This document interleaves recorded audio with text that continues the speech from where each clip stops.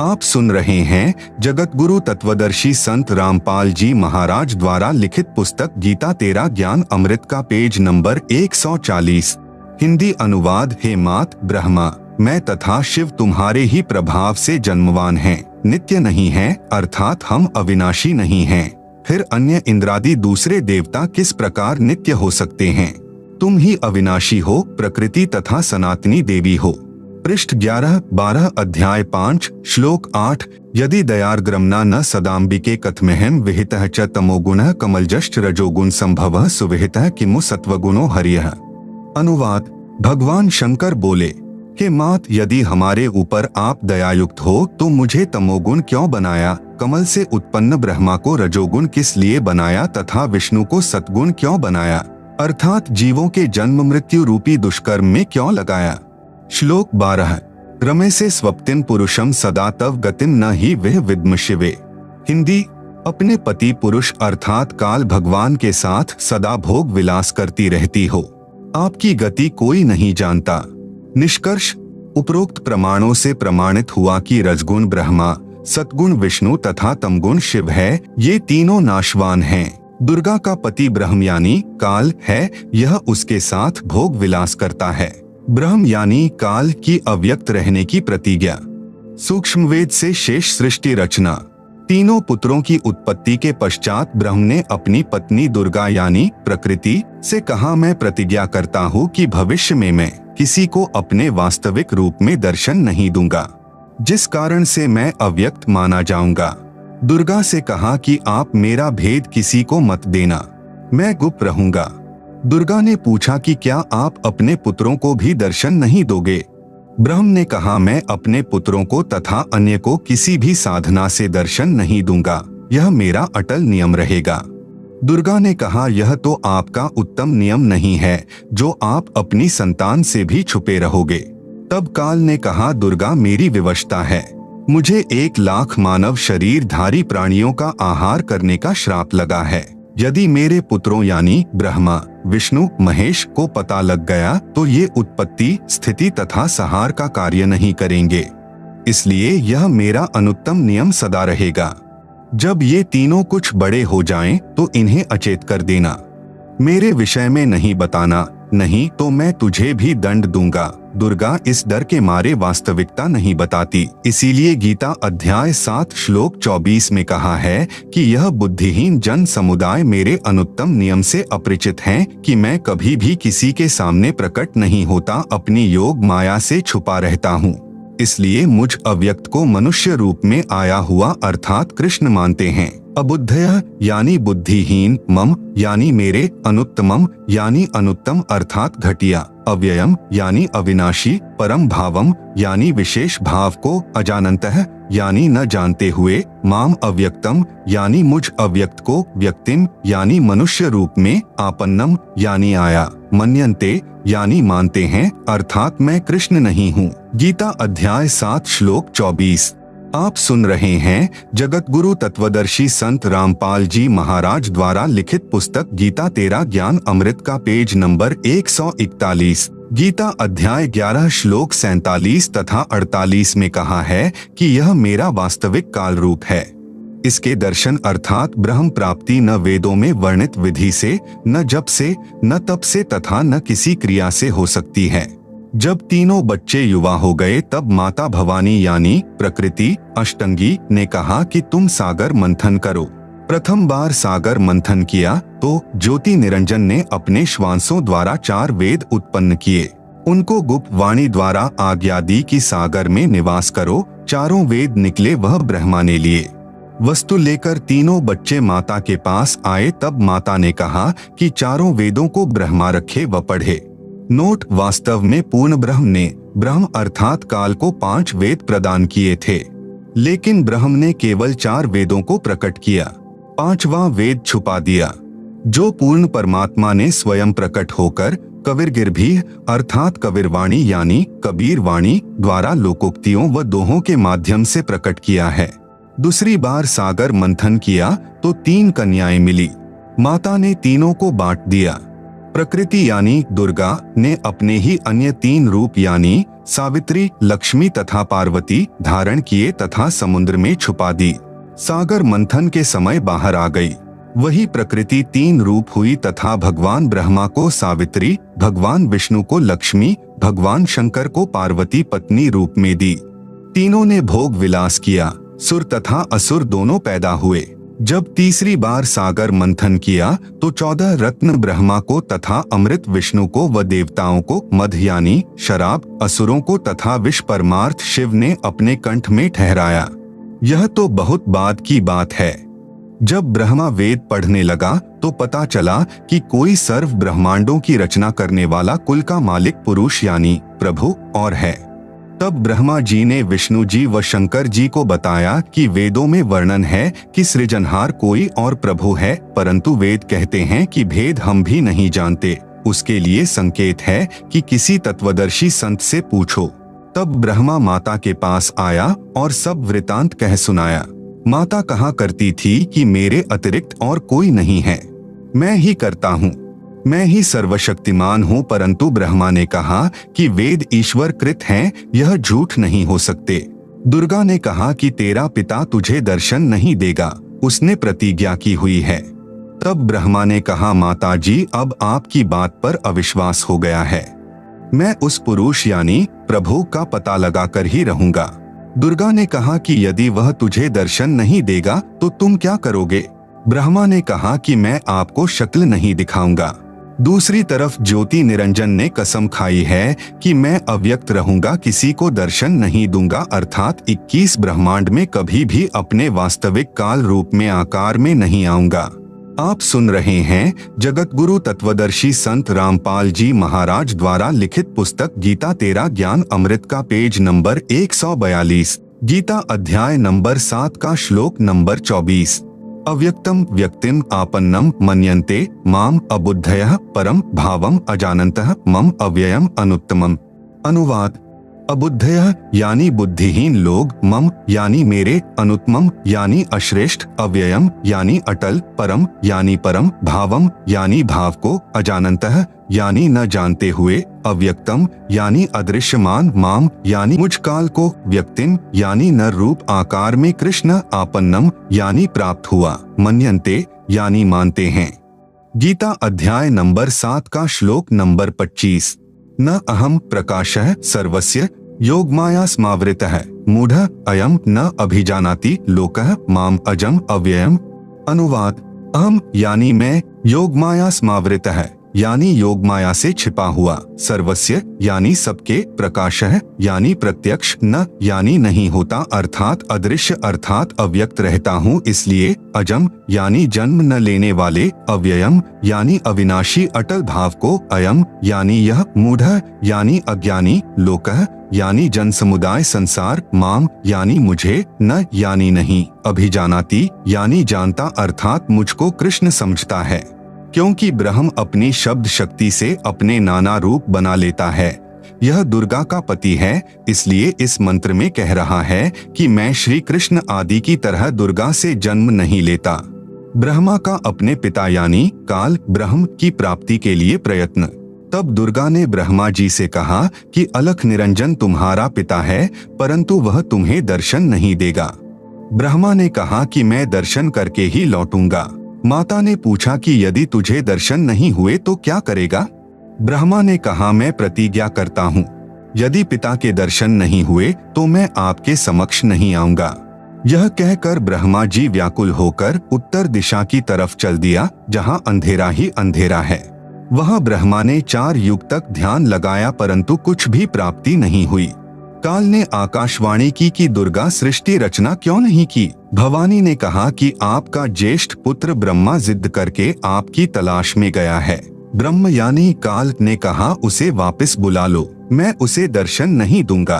ब्रह्मा के बिना जीव उत्पत्ति का सब कार्य असंभव है। तब दुर्गा यानी प्रकृति ने अपनी शब्द शक्ति से गायत्री नाम की लड़की उत्पन्न की तथा उसे ब्रह्मा को लौटा लाने को कहा।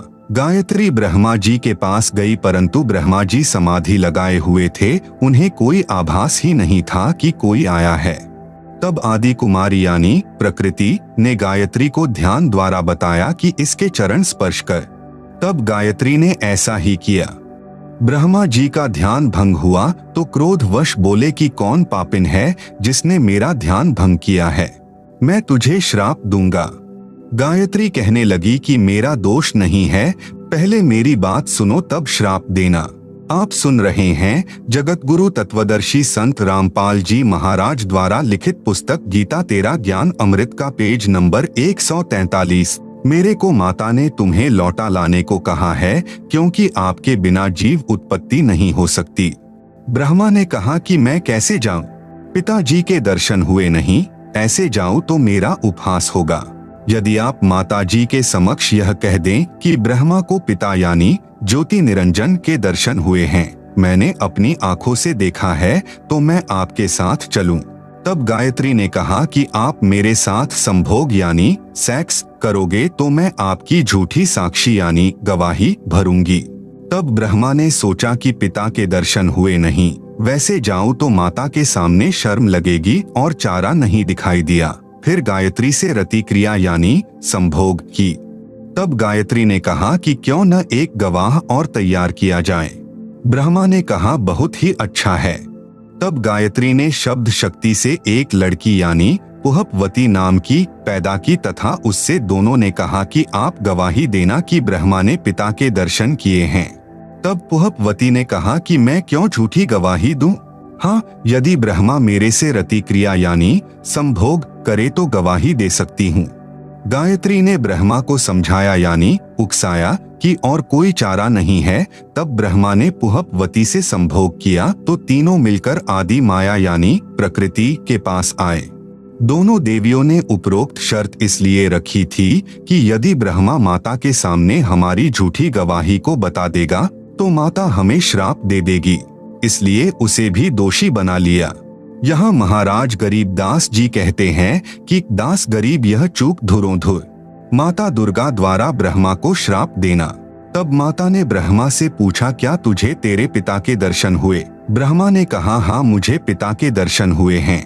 दुर्गा ने कहा साक्षी बता। तब ब्रह्मा ने कहा इन दोनों के समक्ष साक्षात्कार हुआ है। देवी ने उन दोनों लड़कियों से पूछा क्या तुम्हारे सामने ब्रह्म का साक्षात्कार हुआ है?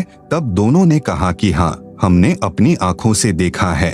फिर भवानी यानी प्रकृति को संशय हुआ कि मुझे तो ब्रह्म ने कहा था कि मैं किसी को दर्शन नहीं दूंगा, परंतु ये कहते हैं कि दर्शन हुए हैं। तब अष्टंगी ने ध्यान लगाया और काल ज्योति निरंजन से पूछा कि यह क्या कहानी है। ज्योति निरंजन जी ने कहा कि ये तीनों झूठ बोल रहे हैं। तब माता ने कहा तुम झूठ बोल रहे हो, आकाशवाणी हुई है कि इन्हें कोई दर्शन नहीं हुए। यह बात सुनकर ब्रह्मा ने कहा कि माता जी मैं सौगंध खाकर पिता की तलाश करने गया था, परंतु पिता यानी ब्रह्म के दर्शन हुए नहीं। आपके पास आने में शर्म लग रही थी, इसलिए हमने झूठ बोल दिया। तब माता यानी दुर्गा ने कहा कि अब मैं तुम्हें श्राप देती हूँ। ब्रह्मा को श्राप, तेरी पूजा जग में नहीं होगी, आगे तेरे वंशज होंगे वे बहुत पाखंड करेंगे, झूठी बात बनाकर जग को ठगेंगे, ऊपर से तो कर्म कांड करते दिखाई देंगे, अंदर से विकार करेंगे।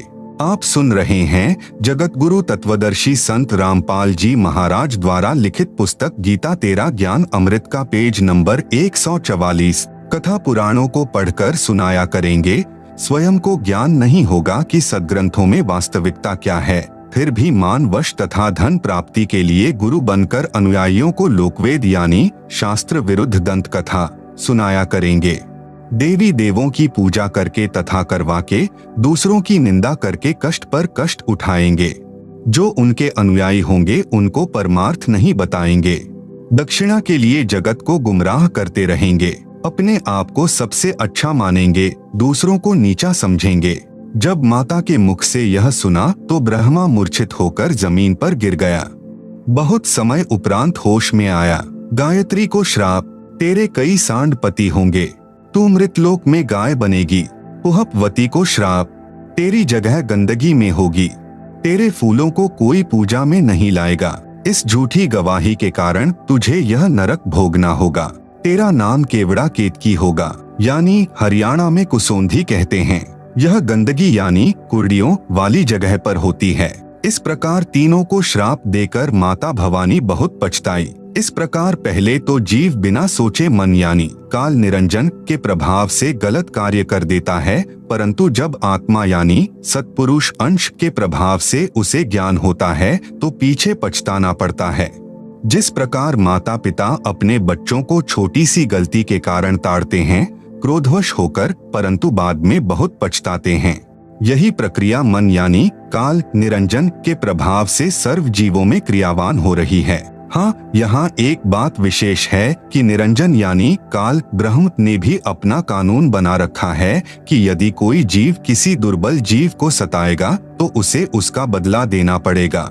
जब आदि भवानी यानी प्रकृति अष्टंगी ने ब्रह्मा गायत्री व पुहपवती को श्राप दिया तो अलख निरंजन यानी ब्रह्मकाल ने कहा कि हे भवानी यानी प्रकृति अष्टंगी, यह आपने अच्छा नहीं किया। अब मैं यानी निरंजन आपको श्राप देता हूँ कि द्वापर युग में तेरे भी 5 पति होंगे। द्रौपदी ही आदिमाया का अवतार हुई है।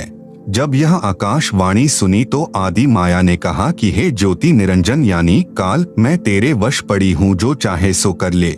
विष्णु का अपने पिता यानी काल ब्रह्म की प्राप्ति के लिए प्रस्थान व माता का आशीर्वाद पाना। इसके बाद विष्णु से प्रकृति ने कहा कि पुत्र तू भी अपने पिता का पता लगा ले। तब विष्णु अपने पिताजी काल यानी ब्रह्म का पता करते करते पाताल लोक में चले गए, जहाँ शेषनाग था। उसने विष्णु को अपनी सीमा में प्रविष्ट होते देखकर क्रोधित होकर जहर भरा फुंकारा मारा। उसके विष के प्रभाव से विष्णु जी का रंग सांवला हो गया, जैसे स्प्रे पेंट हो जाता है। तब विष्णु ने चाहा कि इस नाग को मजा चखाना चाहिए। आप सुन रहे हैं जगत गुरु तत्वदर्शी संत रामपाल जी महाराज द्वारा लिखित पुस्तक गीता तेरा ज्ञान अमृत का पेज नंबर 145। तब ज्योति निरंजन यानी काल ने देखा कि अब विष्णु को शांत करना चाहिए। तब आकाशवाणी हुई कि विष्णु अब तू अपनी माता जी के पास जा और सत्य सत्य सारा विवरण बता देना, तथा जो कष्ट आपको शेषनाग से हुआ है इसका प्रतिशोध द्वापर युग में लेना। द्वापर युग में आप यानी विष्णु तो कृष्ण अवतार धारण करोगे और कालीदह में कालिंद्री नामक नाग शेषनाग का अवतार होगा।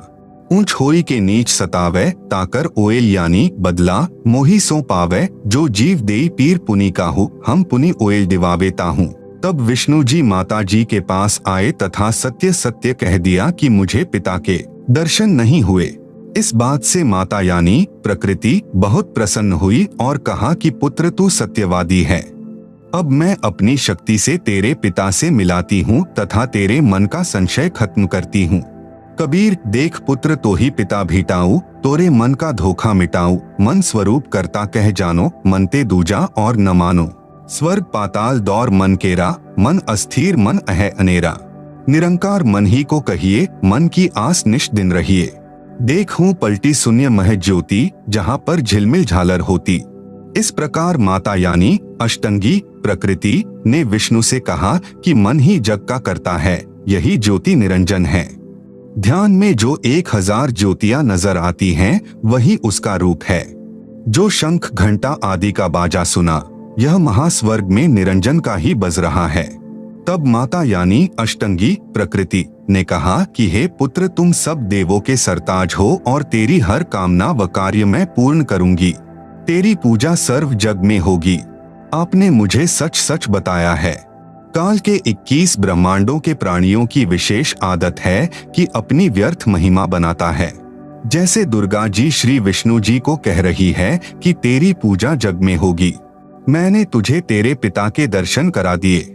दुर्गा ने केवल प्रकाश दिखाकर श्री विष्णु जी को बहका दिया। श्री विष्णु जी भी प्रभु की यही स्थिति अपने अनुयायियों को समझाने लगे कि परमात्मा का केवल प्रकाश दिखाई देता है, परमात्मा निराकार है। इसके बाद आदि भवानी रुद्र यानी महेश जी के पास गई तथा कहा कि महेश तू भी कर ले अपने पिता की खोज। तेरे दोनों भाइयों को तो तुम्हारे पिता के दर्शन नहीं हुए, उनको जो देना था वह प्रदान कर दिया है, अब आप मांगो जो मांगना है। तब महेश ने कहा कि हे जननी, मेरे दोनों बड़े भाइयों को पिता के दर्शन नहीं हुए, फिर प्रयत्न करना व्यर्थ है। कृपा मुझे ऐसा वर दो कि मैं अमर यानी मृत्युंजय हो जाऊं। तब माता ने कहा कि यह मैं नहीं कर सकती। हाँ, युक्ति बता सकती हूँ। जिससे तेरी आयु सबसे लंबी बनी रहेगी। विधि योग समाधि है, इसलिए महादेव जी ज्यादातर समाधि में ही रहते हैं। इस प्रकार माता यानी अष्टंगी प्रकृति ने तीनों पुत्रों को विभाग बांट दिए। आप सुन रहे हैं जगत गुरु तत्वदर्शी संत रामपाल जी महाराज द्वारा लिखित पुस्तक गीता तेरा ज्ञान अमृत का पेज नंबर 146। भगवान ब्रह्मा जी को काल लोक में 184 के चोले यानी शरीर रचने यानी बनाने का अर्थात रजोगुण प्रभावित करके संतान उत्पत्ति के लिए विवश करके जीव उत्पत्ति कराने का विभाग प्रदान किया। भगवान विष्णु जी को इन जीवों के पालन पोषण कर्मानुसार करने तथा मोह ममता उत्पन्न करके स्थिति बनाए रखने का विभाग दिया। भगवान शिव शंकर यानी महादेव को संहार करने का विभाग प्रदान किया, क्योंकि इनके पिता निरंजन को 1 लाख मानव शरीरधारी जीव प्रतिदिन खाने पड़ते हैं। यहाँ पर मन में एक प्रश्न उत्पन्न होगा कि ब्रह्मा विष्णु तथा शंकर जी से उत्पत्ति स्थिति और संहार कैसे होता है। ये तीनों अपने अपने लोक में रहते हैं। जैसे आजकल संचार प्रणाली को चलाने के लिए उपग्रहों को ऊपर आसमान में छोड़ा जाता है और वे नीचे पृथ्वी पर संचार प्रणाली को चलाते हैं, ठीक इसी प्रकार ये तीनों देव जहां भी रहते हैं, इनके शरीर से निकलने वाले सूक्ष्म गुण की तरंगे तीनों लोकों में अपने आप हर प्राणी पर प्रभाव बनाए रहती है। उपरोक्त विवरण एक ब्रह्मांड में ब्रह्म यानी काल की रचना का है। ऐसे ऐसे क्षर पुरुष यानी काल के 21 ब्रह्मांड हैं, परंतु क्षर पुरुष यानी काल स्वयं व्यक्त अर्थात वास्तविक शरीर रूप में सबके सामने नहीं आता। उसी को प्राप्त करने के लिए तीनों देवों यानी ब्रह्मा जी, विष्णु जी, शिव जी को वेदों में वर्णित विधि अनुसार भरसक साधना करने पर भी ब्रह्म यानी काल के दर्शन नहीं हुए। बाद में ऋषियों ने वेदों को पढ़ा, उसमें लिखा है कि अग्नेय तनूर असि, पवित्र यजुर्वेद अध्याय 1 मंत्र 15 परमेश्वर सशरीर है, तथा पवित्र यजुर्वेद अध्याय 5 मंत्र 1 में लिखा है कि अग्नेय तनूर असि विष्णवे त्वा सोमस्य तनूर असि। इस मंत्र में 2 बार वेद गवाही दे रहा है कि सर्वव्यापक सर्वपालन करता सत्पुरुष सशरीर है। पवित्र यजुर्वेद अध्याय 40 मंत्र 8 में कहा है कि कबीर मनीषी यानी जिस परमेश्वर की सर्व प्राणियों को चाह है वह कबीर अर्थात कबीर है। उसका शरीर बिना नाड़ी यानी अस्नाविरम का है। शुक्रम यानी वीर्य से बनी 5 तत्व से बनी भौतिक अकायम यानी काया रहित है। वह सर्व का मालिक सर्वोपरि सत्यलोक में विराजमान है। उस परमेश्वर का तेजपुंज का स्वर ज्योति यानी स्वयं प्रकाशित शरीर है, जो शब्द रूप अर्थात अविनाशी है। वही कबीरदेव यानी कबीर परमेश्वर है, जो सर्व ब्रह्मांडों की रचना करने वाला विधाता यानी सर्व ब्रह्मांडों का रचनहार, स्वयंभूः यानी स्वयं प्रकट होने वाला, यथा तथ्य अर्थान यानी वास्तव में, शाश्वत यानी अविनाशी है। गीता अध्याय 15 श्लोक 17 में भी प्रमाण है। भावार्थ है कि पूर्ण ब्रह्म का शरीर का नाम कबीर यानी कबीरदेव है। उस परमेश्वर का शरीर नूर तत्व से बना है। परमात्मा का शरीर अति सूक्ष्म है, जो उस साधक को दिखाई देता है जिसकी दिव्य दृष्टि खुल चुकी है। इस प्रकार जीव का भी सूक्ष्म शरीर है, जिसके ऊपर 5 तत्व का खोल यानी कवर अर्थात 5 तत्व की काया चढ़ी होती है, जो माता पिता के संयोग से शुक्रम यानी वीर्य से बनी है। आप सुन रहे हैं जगत गुरु तत्वदर्शी संत रामपाल जी महाराज द्वारा लिखित पुस्तक गीता तेरा ज्ञान अमृत का पेज नंबर 147। शरीर त्यागने के पश्चात भी जीव का सूक्ष्म शरीर साथ रहता है। वह शरीर उसी साधक को दिखाई देता है जिसकी दिव्य दृष्टि खुल चुकी है। इस प्रकार परमात्मा व जीव की स्थिति को समझें। वेदों में ओम नाम के स्मरण का प्रमाण है, जो केवल ब्रह्म साधना है। इस उद्देश्य से ओम नाम के जाप को पूर्ण ब्रह्म का मानकर ऋषियों ने भी हजारों वर्ष हठ योग करके यानी समाधि लगाकर प्रभु प्राप्ति की चेष्टा की, परंतु प्रभु दर्शन नहीं हुए। सिद्धियां प्राप्त हो गई। उन्हीं सिद्धि रूपी खिलौनों से खेलकर ऋषि भी जन्म मृत्यु के चक्र में ही रह गए तथा अपने अनुभव के शास्त्रों में परमात्मा को निराकार लिख दिया। ब्रह्म यानी काल ने कसम खाई है कि मैं अपने वास्तविक रूप में किसी को दर्शन नहीं दूंगा, मुझे अव्यक्त जाना करेंगे। अव्यक्त का भावार्थ है कि कोई आकार में है परंतु व्यक्तिगत रूप से स्थूल रूप में दर्शन नहीं देता। जैसे आकाश में बादल छा जाने पर दिन के समय सूर्य अदृश्य हो जाता है। वह दृश्यमान नहीं है, परंतु वास्तव में बादलों के पार ज्यों का त्यों है। इस अवस्था को अव्यक्त कहते हैं। प्रमाण के लिए गीता अध्याय 7 श्लोक 24, 25, अध्याय 11 श्लोक 48 तथा 32। पवित्र गीता जी बोलने वाला ब्रह्म यानी काल श्री कृष्ण जी के शरीर में प्रेतवत प्रवेश करके कह रहा है कि अर्जुन, मैं बढ़ा हुआ काल हूँ और सर्व को खाने के लिए आया हूँ। गीता अध्याय 11 का श्लोक नंबर 32, यह मेरा वास्तविक रूप है, इसको तेरे अतिरिक्त न तो कोई पहले देख सका तथा न कोई आगे देख सकता है। अर्थात वेदों में वर्णित यज्ञ, जप, तप तथा ओम नाम आदि की विधि से मेरे इस वास्तविक स्वरूप के दर्शन नहीं हो सकते। गीता अध्याय 11 श्लोक नंबर 48, मैं कृष्ण नहीं हूँ। ये मूर्ख लोग कृष्ण रूप में मुझ अव्यक्त को व्यक्त यानी मनुष्य रूप मान रहे हैं, क्योंकि ये मेरे घटिया नियम से अपरिचित हैं कि मैं कभी वास्तविक इस काल रूप में सबके सामने नहीं आता, अपनी योग माया से छुपा रहता हूँ। गीता अध्याय 7 श्लोक नंबर 24, 25। विचार करें, अपने छुपे रहने वाले विधान को स्वयं अश्रेष्ठ यानी अनुत्तम क्यों कह रहे हैं? यदि पिता अपनी संतान को भी दर्शन नहीं देता तो उसमें कोई त्रुटि है जिस कारण से छुपा है तथा सुविधाएं भी प्रदान कर रहा है। काल यानी ब्रह्म को श्रापवश 1,00,000 मानव शरीरधारी प्राणियों का आहार करना पड़ता है तथा 25% प्रतिदिन जो ज्यादा उत्पन्न होते हैं उन्हें ठिकाने लगाने के लिए तथा कर्म भोग का दंड देने के लिए 84 लाख योनियों की रचना की हुई है। यदि सबके सामने बैठकर किसी की पुत्री, किसी की पत्नी, किसी के पुत्र, माता पिता को खाएगा तो सर्व को ब्रह्म से घृणा हो जाए तथा जब भी कभी पूर्ण परमात्मा कविरग्नि यानी कबीर परमेश्वर स्वयं आए या अपना कोई संदेशवाहक यानी दूत भेजे तो सर्व प्राणी सत्य भक्ति करके काल के जाल से निकल जाएं।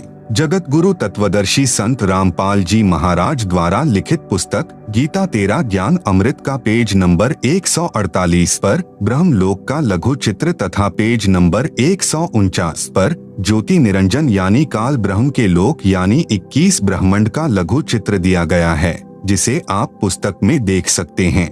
आप सुन रहे हैं जगत गुरु तत्वदर्शी संत रामपाल जी महाराज द्वारा लिखित पुस्तक गीता तेरा ज्ञान अमृत का पेज नंबर 150 इसलिए धोखा देकर रखता है तथा पवित्र गीता अध्याय 7 श्लोक 18, 24, 25 में अपनी साधना से होने वाली मुक्ति यानी गति को भी अनुत्तमाम यानी अति अश्रेष्ठ कहा है तथा अपने विधान यानी नियम को भी अनुत्तम यानी अश्रेष्ठ कहा है।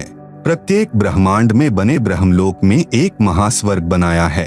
महास्वर्ग में एक स्थान पर नकली सतलोक, नकली अलख लोक, नकली अगम लोक तथा नकली अनामी लोक की रचना प्राणियों को धोखा देने के लिए प्रकृति यानी दुर्गा आदि माया द्वारा करवा रखी है। कबीर साहेब का एक शब्द है, कर नैनो दीदार महल में प्यारा है, में वाणी है कि काया भेद किया निर्वारा, यह सब रचना पिंड मंझारा है। माया अविगत जाल पसारा, सो कारीगर भारा है। आदि माया किन्ही चतुराई, झूठी बाजी पिंड दिखाई, अविगत रचना रची अंड माही वाका प्रतिबिंब डारा है। एक ब्रह्मांड में अन्य लोकों की भी रचना है, जैसे श्री ब्रह्मा जी का लोक, श्री विष्णु जी का लोक, श्री शिव जी का लोक, जहाँ पर बैठकर तीनों प्रभु नीचे के 3 लोकों यानी स्वर्गलोक अर्थात इंद्र का लोक, पृथ्वी लोक तथा पाताल लोक पर एक एक विभाग के मालिक बनकर प्रभुता करते हैं तथा अपने पिता काल के खाने के लिए प्राणियों की उत्पत्ति, स्थिति तथा संहार का कार्यभार संभालते हैं। तीनों प्रभुओं की भी जन्म व मृत्यु होती है, तब काल इन्हें भी खाता है। इसी ब्रह्मांड, इसे अंड भी कहते हैं क्योंकि ब्रह्मांड की बनावट अंडाकार है। इसे पिंड भी कहते हैं क्योंकि शरीर यानी पिंड में एक ब्रह्मांड की रचना कमलों में टीवी की तरह देखी जाती है। में एक मानसरोवर तथा धर्मरा यानी न्यायाधीश का भी लोक है तथा एक गुप्त स्थान पर पूर्ण परमात्मा अन्य रूप धारण करके रहता है, जैसे प्रत्येक देश का राजदूत भवन होता है। वहाँ पर कोई नहीं जा सकता। वहाँ पर वे आत्माएं रहती हैं जिनकी सत्यलोक की भक्ति अधूरी रहती है। जब भक्ति युग आता है तो उस समय परमेश्वर कबीर जी अपना प्रतिनिधि पूर्ण संत सतगुरु भेजते हैं। इन पुण्य आत्माओं को पृथ्वी पर उस समय मानव शरीर प्राप्त होता है तथा ये शीघ्र ही सत भक्ति पर लग जाते हैं तथा सतगुरु से दीक्षा प्राप्त करके पूर्ण मोक्ष प्राप्त कर जाते हैं। उस स्थान पर रहने वाले हंस आत्माओं की निजी भक्ति कमाई खर्च नहीं होती, परमात्मा के भंडार से सर्व सुविधाएं उपलब्ध होती हैं। ब्रह्म यानी काल के उपासकों की भक्ति कमाई स्वर्ग महास्वर्ग में समाप्त हो जाती है, क्योंकि इस काल लोक यानी ब्रह्म लोक तथा परब्रह्म लोक में प्राणियों को अपना किया कर्मफल ही मिलता है। क्षर पुरुष यानी ब्रह्म ने अपने 20 ब्रह्मांडों को 4 महाब्रह्मांडों में विभाजित किया है। एक महाब्रह्मांड में 5 ब्रह्मांडों का समूह बनाया है तथा चारों ओर से अंडाकार गोलाई यानी परिधि में रोका है तथा चारों महाब्रह्मांडों को भी फिर अंडाकार गोलाई यानी परिधि में रोका है। आप सुन रहे हैं जगत गुरु तत्वदर्शी संत रामपाल जी महाराज द्वारा लिखित पुस्तक गीता तेरा ज्ञान अमृत का पेज नंबर 151। 21वें ब्रह्मांड की रचना एक महाब्रह्मांड जितना स्थान लेकर की है। 21वें ब्रह्मांड में प्रवेश होते ही 3 रास्ते बनाए हैं। 21वें ब्रह्मांड में भी बाईं तरफ नकली सतलोक, नकली अलख लोक, नकली अगम लोक, नकली अनामी लोक की रचना प्राणियों को धोखे में रखने के लिए आदि माया यानी दुर्गा से करवाई है तथा दाईं तरफ 12 सर्वश्रेष्ठ ब्रह्म साधकों यानी भक्तों को रखता है।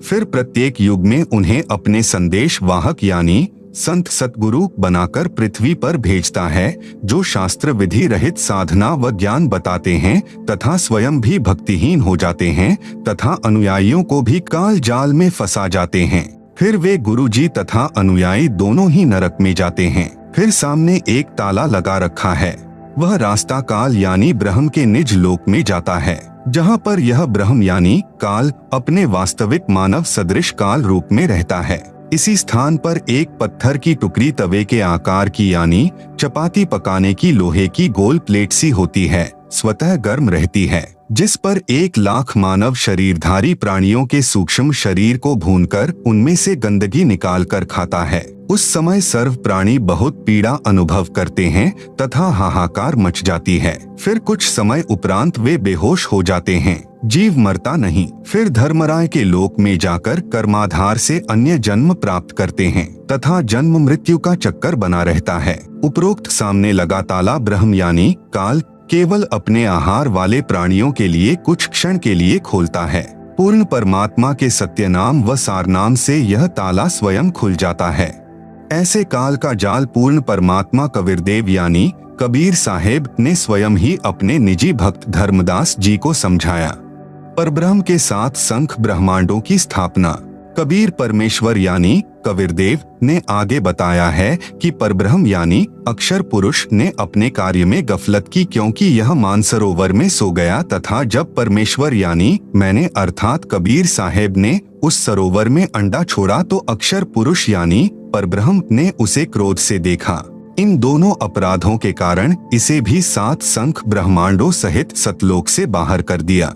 अन्य कारण अक्षर पुरुष यानी परब्रह्म अपने साथी ब्रह्म यानी क्षर पुरुष की विदाई में व्याकुल होकर परमपिता कबीरदेव यानी कबीर परमेश्वर की याद भूलकर उसी को याद करने लगा तथा सोचा कि क्षर पुरुष यानी ब्रह्म तो बहुत आनंद मना रहा होगा, वह स्वतंत्र राज्य करेगा, मैं पीछे रह गया। तथा अन्य कुछ आत्माएं जो परब्रह्म के साथ 7 संख ब्रह्मांडों में जन्म मृत्यु का कर्मदंड भोग रही हैं, उन हंस आत्माओं की विदाई की याद में खो गई जो ब्रह्म यानी काल के साथ 21 ब्रह्मांडों में फंसी हैं तथा पूर्ण परमात्मा सुखदायी कबीरदेव की याद भुला दी।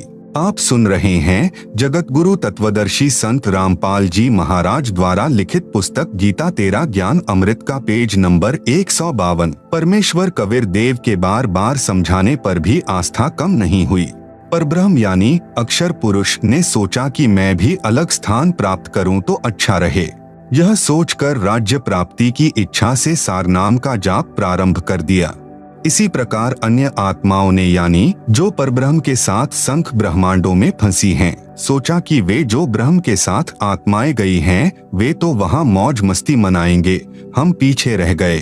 परब्रह्म के मन में यह धारणा बनी कि क्षर पुरुष अलग होकर बहुत सुखी होगा। यह विचार कर अंतरात्मा से भिन्न स्थान प्राप्ति की ठान ली।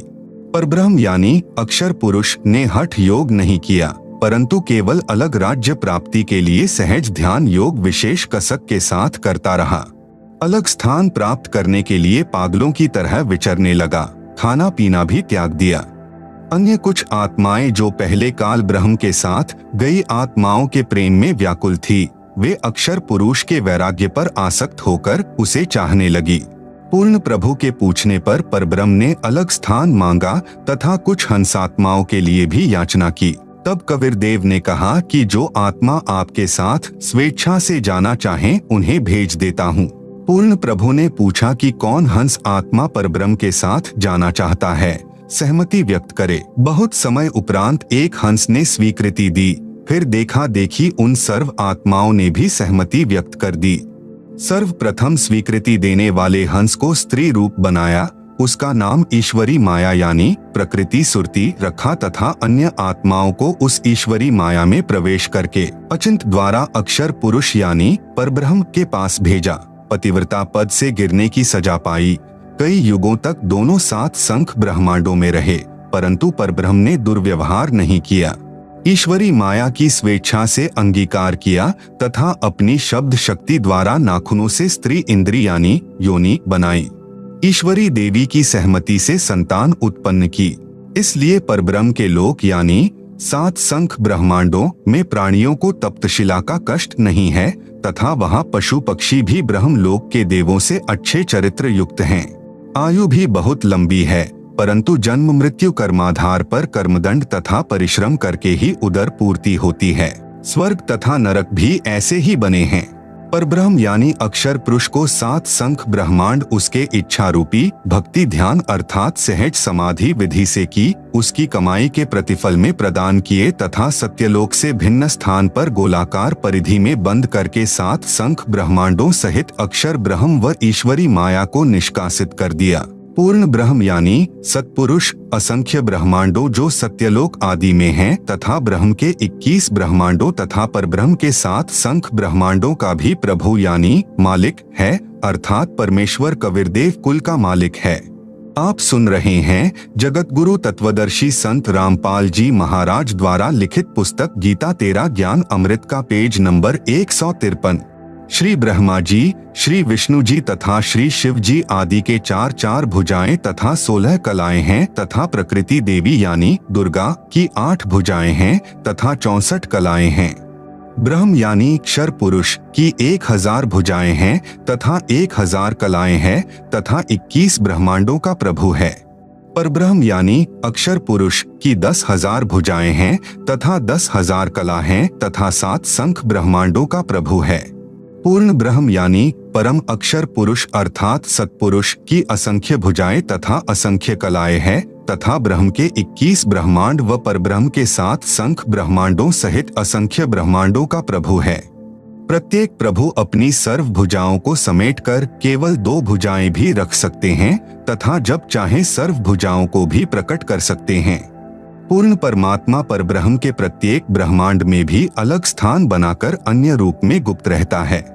यूं समझो जैसे एक घूमने वाला कैमरा बाहर लगा देते हैं तथा अंदर टीवी यानी टेलीविजन रख देते हैं।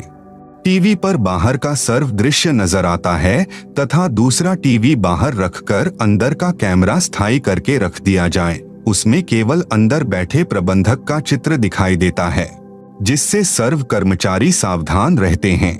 इसी प्रकार पूर्ण परमात्मा अपने सतलोक में बैठकर सर्व को नियंत्रित किए हुए हैं तथा प्रत्येक ब्रह्मांड में भी सतगुरु कबीरदेव विद्यमान रहते हैं, जैसे सूर्य दूर होते हुए भी अपना प्रभाव अन्य लोकों में बनाए हुए है। आप सुन रहे हैं जगत गुरु तत्वदर्शी संत रामपाल जी महाराज द्वारा लिखित पुस्तक गीता तेरा ज्ञान अमृत का पेज नंबर 154। पवित्र अथर्ववेद में सृष्टि रचना का प्रमाण। अथर्ववेद कांड नंबर 4 अनुवाक नंबर 1 मंत्र नंबर 1। ब्रह्म जज्ञानम प्रथमम पुरस्ताद विसीमतः सुरुचोवेन आवह स बुधन्या उपमा अस्य विष्ठाः सतश्च योनिम सतश्च विवह। ब्रह्म जज्ञानम प्रथमं पुरस्तात् विसिमतः सुरुचः वेन आवः स बुधन्याः उपमा अस्य विष्ठाः सतः च योनिम असतः च विवह। अनुवाद प्रथमम यानी प्राचीन अर्थात सनातन, ब्रह्म यानी परमात्मा ने, ज यानी प्रकट होकर, ज्ञानम यानी अपनी सूझबूझ से, पुरस्तात् यानी शिखर में अर्थात सतलोक आदि को, सुरुचः यानी स्वेच्छा से बड़े चाव से स्वप्रकाशित, विसिमतः यानी सीमा रहित अर्थात विशाल सीमा वाले भिन्न लोकों को रचा। उस वेनः यानी जुलाहे ने ताने अर्थात कपड़े की तरह बुनकर, आवह यानी सुरक्षित किया, च यानी तथा, सह यानी वह पूर्ण ब्रह्म ही सर्व रचना करता है, अस्य यानी इसलिए उसी, बुधन्याः यानी मूल मालिक ने, योनिम यानी मूलस्थान सत्यलोक की रचना की है, अस्य यानी इसके, उपमा यानी सदृश अर्थात मिलते जुलते, सतः यानी अक्षर पुरुष अर्थात परब्रह्म के लोक कुछ स्थायी, च यानी तथा, असतः यानी क्षर पुरुष के अस्थायी लोक आदि, विवह यानी आवास स्थान भिन्न, विष्ठाः यानी स्थापित किए।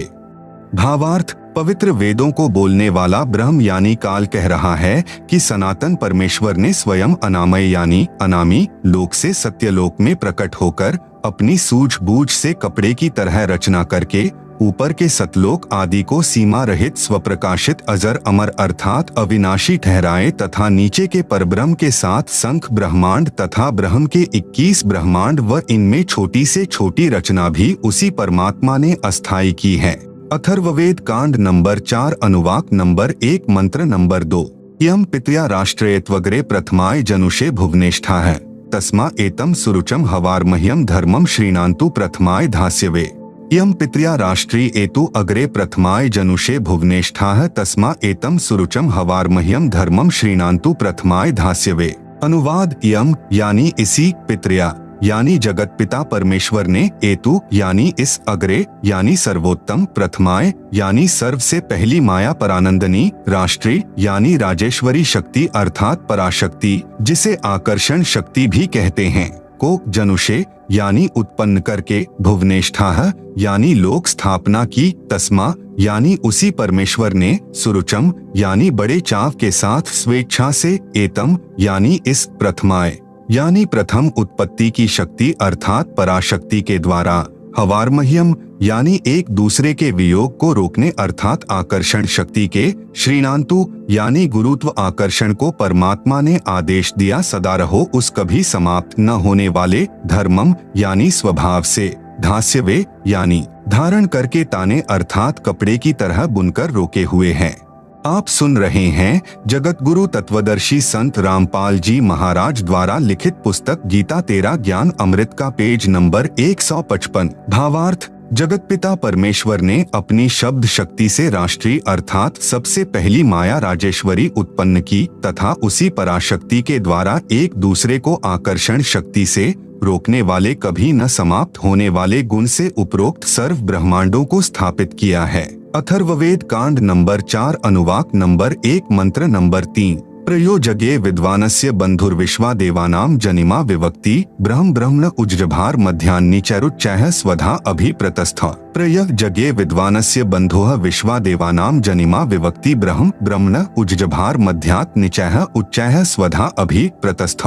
अनुवाद प्र यानी सर्वप्रथम, देवानाम यानी देवताओं व ब्रह्मांडों की, जगे यानी उत्पत्ति के ज्ञान को, विद्वानस्य यानी जिज्ञासु भक्त का, यह यानी जो, बंधोह यानी वास्तविक साथी अर्थात पूर्ण परमात्मा ही अपने निज सेवक को, जनिमा यानी अपने द्वारा सृजन किए हुए को, विवक्ति यानी स्वयं ही ठीक ठीक विस्तार पूर्वक बताता है कि ब्रह्मणः यानी पूर्ण परमात्मा ने, मध्यात् यानी अपने मध्य से अर्थात शब्द शक्ति से, ब्रह्म है यानी ब्रह्मक्षर पुरुष अर्थात काल को, उज्जभार यानी उत्पन्न करके, विश्वा सारे संसार को अर्थात सर्व लोकों को, उच्चैः यानी ऊपर सत्यलोक आदि, निचैः यानी नीचे परब्रह्म व ब्रह्म के यानी सर्व ब्रह्मांड, स्वधा यानी अपनी धारण करने वाली, अभियः यानी आकर्षण शक्ति से, प्रतस्थौ यानी दोनों को अच्छी प्रकार स्थित किया, भावार्थ, पूर्ण परमात्मा अपने द्वारा रची सृष्टि का ज्ञान तथा सर्व आत्माओं की उत्पत्ति का ज्ञान अपने निजी दास को स्वयं ही सही बताता है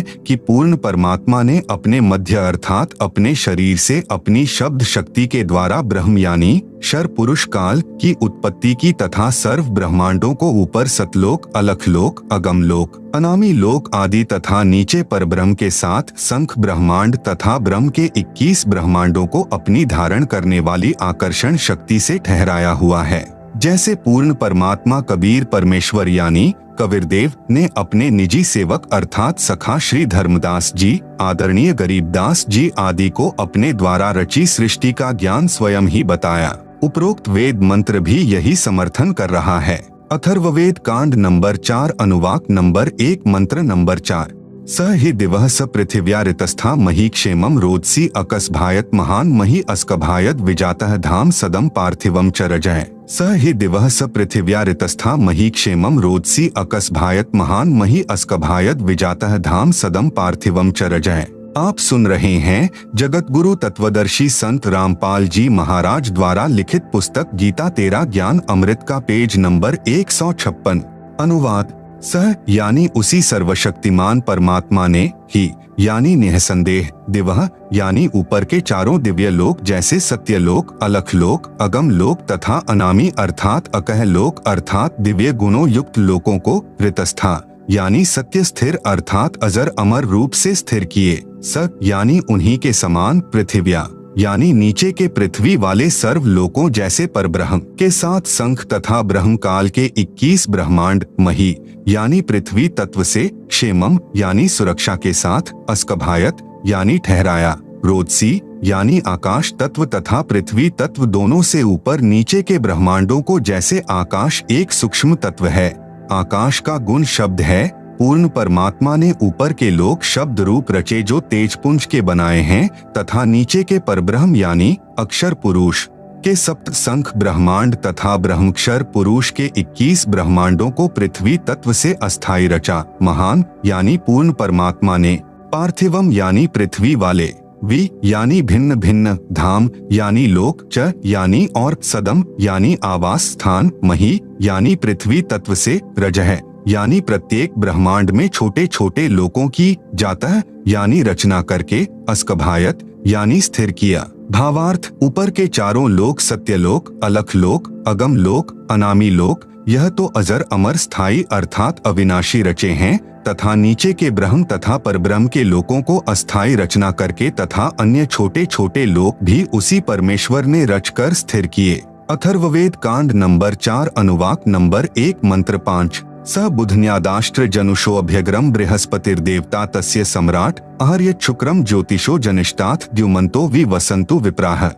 स बुधन्यात् आष्ट्र जनुषे अभि अग्रम बृहस्पतिः देवता तस्य सम्राट अहर्यत शुक्रम ज्योतिषः जनिष्ठ अथ द्युमन्तः विवसन्तु विप्राह। अनुवाद। सह यानी उसी, बुधन्यात यानी मूल मालिक से, अभि अग्रम यानी सर्वप्रथम स्थान पर, आष्ट्र यानी अष्टंगी माया दुर्गा अर्थात प्रकृति देवी, जनुषेह यानी उत्पन्न हुई क्योंकि नीचे के परब्रह्म व ब्रह्म के लोकों का प्रथम स्थान सतलोक है, यह तीसरा धाम भी कहलाता है। तस्य यानी इस दुर्गा का भी मालिक यही, सम्राट यानी राजाधिराज, बृहस्पतियः यानी सबसे बड़ा पति व जगत गुरु देवता यानी परमेश्वर है।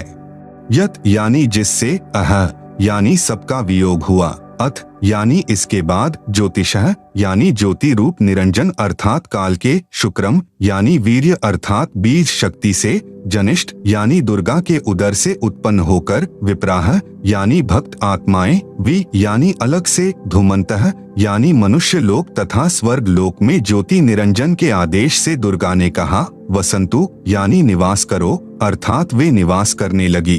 भावार्थ, पूर्ण परमात्मा ने ऊपर के चारों लोकों में से जो नीचे से सबसे प्रथम अर्थात सत्यलोक में आष्ट्रा अर्थात अष्टंगी यानी प्रकृति देवी दुर्गा की उत्पत्ति की। आप सुन रहे हैं जगत गुरु तत्वदर्शी संत रामपाल जी महाराज द्वारा लिखित पुस्तक गीता तेरा ज्ञान अमृत का पेज नंबर 157। यही राजाधिराज जगत गुरु पूर्ण परमेश्वर यानी सत्पुरुष है जिससे सबका वियोग हुआ है। फिर सर्व प्राणी ज्योति निरंजन यानी काल के वीर्य यानी बीज से दुर्गा यानी आष्ट्रा के गर्भ द्वारा उत्पन्न होकर स्वर्ग लोक व पृथ्वी लोक पर निवास करने लगे। अथर्ववेद कांड नंबर 4 अनुवाक नंबर 1 मंत्र 6। नूनम तदस्य काव्यो हिनोति महो देवस्य पूर्व्यस्य धाम एष जगे बहुभ्यः साकमित्था पूर्व अर्धे विशिते ससन्नु। नूनम तत् अस्य काव्यः महा देवस्य पूर्व्यस्य धाम हिनोति पूर्वे विशिते एष जगे बहुभ्यः साकम इत्था अर्धे ससन्नु। अनुवाद। नूनम यानी निसंदेह, तत् यानी वह पूर्ण परमेश्वर अर्थात तत् ब्रह्म ही, अस्य यानी इस, काव्य यानी भक्त आत्मा जो पूर्ण परमेश्वर की भक्ति विधिवत करता है को वापस, महा यानी सर्वशक्तिमान, देवस्य यानी परमेश्वर के, पूर्व्यस्य यानी पहले के, धाम यानी लोक में अर्थात सत्यलोक में, हिनोति यानी भेजता है, पूर्वे यानी पहले वाले, विशिते यानी विशेष चाहे हुए, एश यानी इस परमेश्वर को व जगे यानी सृष्टि उत्पत्ति के ज्ञान को जानकर, बहुभ्यः यानी बहुत आनंद, साकम यानी के साथ, अर्धे यानी आधा, ससन यानी सोता हुआ, इत्था यानी विधिवत इस प्रकार, नु यानी सच्ची आत्मा से स्तुति करता है। भावार्थ, वही पूर्ण परमेश्वर सत्य साधना करने वाले साधक को उसी पहले वाले स्थान यानी सत्यलोक में ले जाता है जहां से बिछुड़ कर आए थे। वहां उस वास्तविक सुखदायी प्रभु को प्राप्त करके खुशी से आत्मविभोर होकर मस्ती से स्तुति करता है कि हे परमात्मा, असंख्य जन्मों के भूले भटकों को वास्तविक ठिकाना मिल गया। इसी का प्रमाण पवित्र ऋग्वेद मंडल 10 सूक्त 90 मंत्र 16 में भी है। आप सुन रहे हैं जगत गुरु तत्वदर्शी संत रामपाल जी महाराज द्वारा लिखित पुस्तक गीता तेरा ज्ञान अमृत का पेज नंबर 158 पर ऊपर जड़ नीचे शाखा वाला उल्टा लटका हुआ संसार रूपी वृक्ष का चित्र दिया गया है, जिसे आप पुस्तक में देख सकते हैं। आप सुन रहे हैं जगत गुरु तत्वदर्शी संत रामपाल जी महाराज द्वारा लिखित पुस्तक गीता तेरा ज्ञान अमृत का पेज नंबर 159। आदरणीय गरीबदास जी को इसी प्रकार पूर्ण परमात्मा कबीरदेव यानी कबीर परमेश्वर स्वयं सत्य भक्ति प्रदान करके सत्यलोक लेकर गए थे। तब अपनी अमृतवाणी में आदरणीय गरीबदास जी महाराज ने आंखों देखकर कहा, गरीब अजब नगर में ले गए हमको सतगुरु आन, झिल के बिंब अगाध गति सुते चादरतान। अथर्ववेद कांड नंबर 4 अनुवाक नंबर 1 मंत्र 7। यो अथर्वाणम पित्तरम देवबंधुम बृहस्पतिम नमसाव च गच्छात् त्वं विश्वेशाम जनिता यथा स कबीरदेवो न दभायत स्वधावान। यह अथर्वाणम पित्तरम देवबंधुम बृहस्पतिम नमसा अव च गच्छात् त्वं विश्वेशाम जनिता यथा स कबीरदेव न दभायत स्वधावान। अनुवाद। यह यानी जो अथर्वाणम यानी अचल अर्थात अविनाशी, पित्तरम यानी जगत पिता, देव बंधुम यानी भक्तों का वास्तविक साथी अर्थात आत्मा का आधार, बृहस्पतिम यानी जगत गुरु, च यानी तथा, नमसा यानी विनम्र पुजारी अर्थात विधिवत साधक को, अव यानी सुरक्षा के साथ, गच्छात यानी सतलोक गए हुओं को अर्थात जिनका पूर्ण मोक्ष हो गया, वे सत्यलोक में जा चुके हैं, उनको सतलोक ले जाने वाला, विश्वेशाम यानी सर्व ब्रह्मांडों की, जनिता यानी रचना करने वाला जगदम्बा अर्थात माता वाले गुणों से भी युक्त, न दभायत यानी काल की तरह धोखा न देने वाले, स्वधावान यानी स्वभाव अर्थात गुणों वाला, यथा यानी ज्यों का त्यों अर्थात वैसा ही, सह यानी वह, त्वम यानी आप, कबीरदेव यानी कबीरदेव है अर्थात भाषा भिन्न इसे कबीर परमेश्वर भी कहते हैं। भावार्थ, इस मंत्र में यह भी स्पष्ट कर दिया कि उस परमेश्वर का नाम कबीरदेव अर्थात कबीर परमेश्वर है जिसने सर्व रचना की है, जो परमेश्वर अचल अर्थात वास्तव में अविनाशी, गीता अध्याय 15 श्लोक 16-17 में भी प्रमाण है। जगत गुरु आत्माधार जो पूर्ण मुक्त होकर सत्यलोक गए हैं, उनको सतलोक ले जाने वाला, सर्व ब्रह्मांडों का रचनहार, काल यानी ब्रह्म की तरह धोखा न देने वाला, ज्यों का त्यों वह स्वयं कबीरदेव अर्थात कबीर प्रभु है। यही परमेश्वर सर्व ब्रह्मांडों व प्राणियों को अपनी शब्द शक्ति से उत्पन्न करने के कारण जनिता यानी माता भी कहलाता है, तथा पित्तरम यानी पिता तथा बंधु यानी भाई भी वास्तव में यही है, तथा देव यानी परमेश्वर भी यही है। इसलिए इसी कबीरदेव यानी कबीर परमेश्वर की स्तुति किया करते हैं। त्वमेव माता च पिता त्वमेव बंधु च सखा त्वमेव विद्या च द्रविणम त्वमेव सर्वम मम देव। इसी परमेश्वर की महिमा का पवित्र ऋग्वेद मंडल नंबर 1 सूक्त नंबर 24 में विस्तृत विवरण है। आप सुन रहे हैं जगत गुरु तत्वदर्शी संत रामपाल जी महाराज द्वारा लिखित पुस्तक गीता तेरा ज्ञान अमृत का पेज नंबर 160।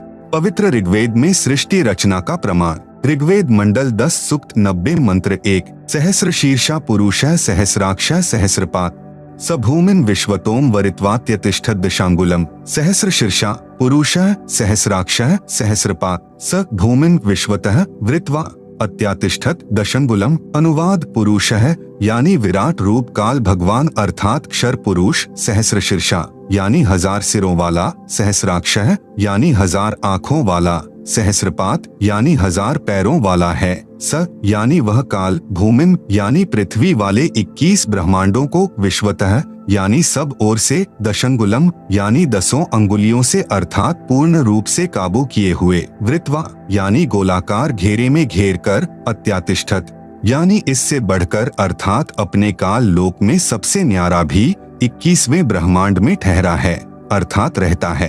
भावार्थ इस मंत्र में विराट यानी काल ब्रह्म का वर्णन है। गीता अध्याय 10-11 में भी इसी काल ब्रह्म का ऐसा ही वर्णन है। अध्याय 11 मंत्र नंबर 46 में अर्जुन ने कहा है कि हे सहस्राबाहु अर्थात 1000 भुजा वाले आप अपने चतुर्भुज रूप में दर्शन दीजिए, जिसके 1000 हाथ पैर, 1000 आंखें कान आदि हैं। वह विराट रूप काल यानी क्षर प्रभु अपने अधीन सर्व प्राणियों को पूर्ण काबू करके अर्थात 20 ब्रह्मांडों को गोलाकार परिधि में रोककर स्वयं इनसे ऊपर यानी अलग 21वें ब्रह्मांड में बैठा है। ऋग्वेद मंडल 10 सूक्त 90 मंत्र 2 पुरुष एवेदम सर्वम यद्भूतम यच्च भाव्यम उतामृतत्वस्येशानो यदन्नेनातिरोहति। पुरुष एव इदम सर्वम यत् भूतम यत् च भाव्यम उत अमृतत्वस्य ईशानः यत् अन्नेन अतिरोहति। अनुवाद एव यानी इसी प्रकार कुछ सही तौर पर पुरुष यानी भगवान है, वह अक्षर पुरुष अर्थात परब्रह्म है। च यानी और, इदम यानी यह, यत यानी जो, भूतम यानी उत्पन्न हुआ है, यत यानी जो, भाव्यम यानी भविष्य में होगा, सर्वम यानी सब, यत यानी प्रयत्न से अर्थात मेहनत द्वारा, अन्नेन यानी अन्न से, अतिरोहति यानी विकसित होता है। यह अक्षर पुरुष भी उत यानी संदेह युक्त, अमृतत्वस्य यानी मोक्ष का, ईशानः यानी स्वामी है अर्थात भगवान। तो अक्षर पुरुष भी कुछ सही है परंतु पूर्ण मोक्षदायक नहीं है।